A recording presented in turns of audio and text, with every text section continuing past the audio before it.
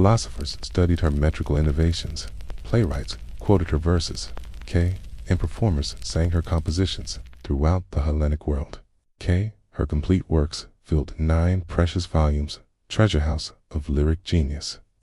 For a time, her cultural importance rivaled Homer's, but history rarely preserves voices that challenge its fundamental assumptions. As the Roman Empire expanded and Christian moral frameworks later gained dominance, Sappho's openly emotional and sensual poetry, especially works celebrating female love, fell increasingly from favor. Scribes no longer copied her collections, allowing irreplaceable volumes to decay in libraries destined for destruction.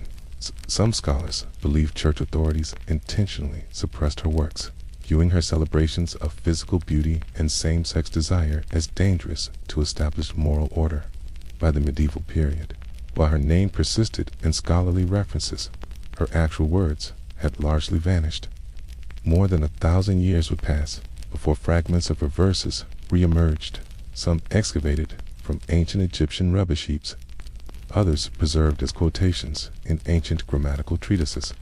Fragment by precious fragment, she returned to the world not through legend but through remarkable survival against overwhelming odds. Though her death remains lost to history, her disappearance was never complete. She lingered in whispered references, in lines hastily copied into margins, in the persistent resonance of voices that refuse total erasure. Sappho required no heroic death narrative. Her poems themselves achieved immortality. And in the tantalizing gaps where her complete works once existed, you can still sense the distinctive shape of her artistic spirit, yearning, unfinished, yet impossibly enduring. Though Sappho's biography remains obscured by time's shadow and her verses survive only in fragments, her influence burns with undiminished brilliance. If anything, it is only intensified across centuries, like a flame that, rather than fading, somehow grows stronger despite every attempt to extinguish it.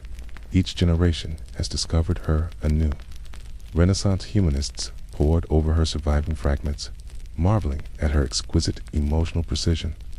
Romantic poets like Byron and Shelley invoked her name as patron saint of lyric intensity.